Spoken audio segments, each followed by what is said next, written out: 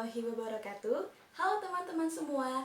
Perkenalkan, nama saya Putri Kusmawati. Saya adalah mahasiswi Fakultas Farmasi Universitas Gadjah Mada angkatan 2017.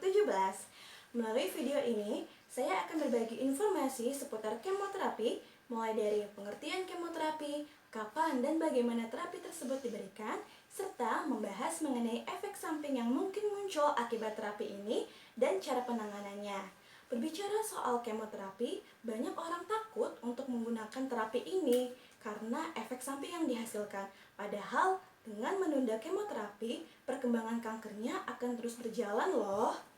Melalui video ini diharapkan dapat menumbuhkan semangat teman-teman yang telah terdiagnosis kanker untuk semangat menjalani kemoterapi. Sebagai pembuka, izinkan saya mengutip salah satu ayat dalam kitab suci Al-Quran sebagai pemantik semangat kita dalam menjalani pengobatan. Dalam Quran Surat Al-Baqarah ayat 286 dijelaskan bahwa Allah tidak akan membebani seseorang melainkan sesuai dengan kadar kesanggupannya.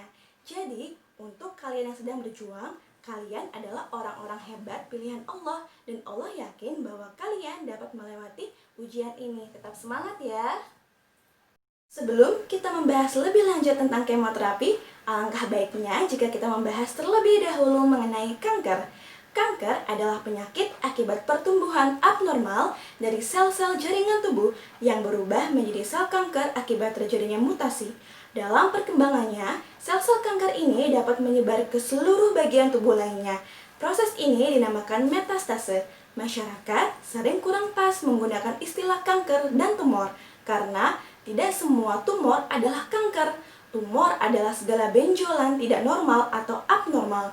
Tumor dibagi dalam dua golongan, yakni tumor jinak dan tumor ganas. Sementara kanker adalah istilah umum yang digunakan untuk semua jenis tumor ganas.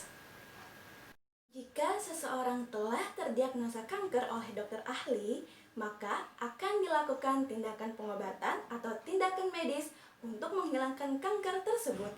Tindakan tersebut bisa salah satu kombinasi dari beberapa prosedur berikut, yaitu pembedahan atau operasi, penyinaran atau radioterapi, pemakaian obat-obatan pembunuh sel kanker atau yang dinamakan sebagai sitostatika atau kemoterapi, serta peningkatan daya tahan tubuh atau imunoterapi maupun pengobatan dengan hormon atau transplantasi organ. Kemoterapi merupakan salah satu prosedur penting dalam pengobatan kanker.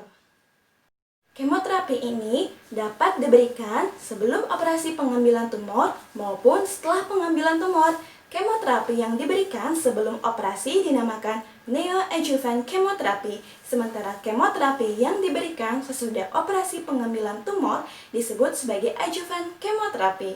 Beberapa obat anti kanker ada yang diberikan secara peroral atau diminum langsung, atau disuntikan ke bagian otot atau bagian tubuh di mana ada jaringan lemak atau di bawah kulit.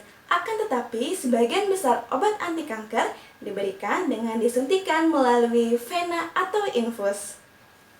Untuk pasien kanker yang tidak menjalani tindakan operasi pengangkatan, dapat memulai pengobatan dengan kemoterapi segera setelah terdiagnosa kanker.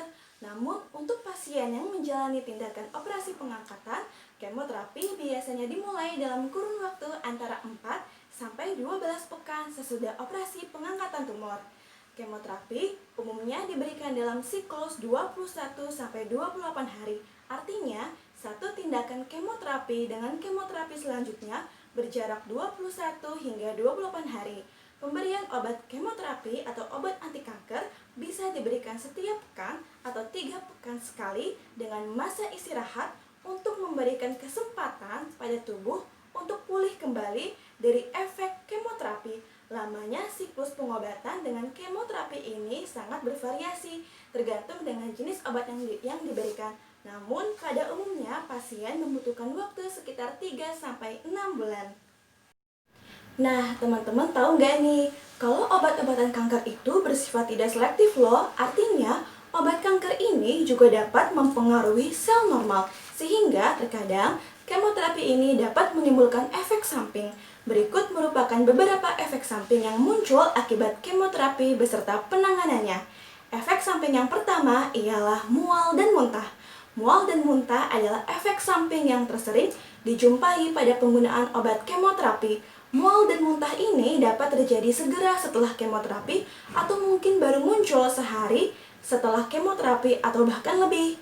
Untuk mengatasi hal tersebut, dokter biasanya akan memberikan obat anti mual atau muntah, yakni golongan antiemetik untuk mengurangi atau mencegah rasa mual dan muntah yang bisa timbul selama pengobatan dengan kemoterapi. Efek samping kedua yang sering dialami oleh pasien pengguna kemoterapi ialah timbulnya rambut rontok atau disebut sebagai alopecia. Selama pengobatan, rambut bisa mengalami penipisan atau bahkan menjadi rontok hingga kebotakan. Keadaan ini bergantung pada jenis obat anti kanker yang digunakan.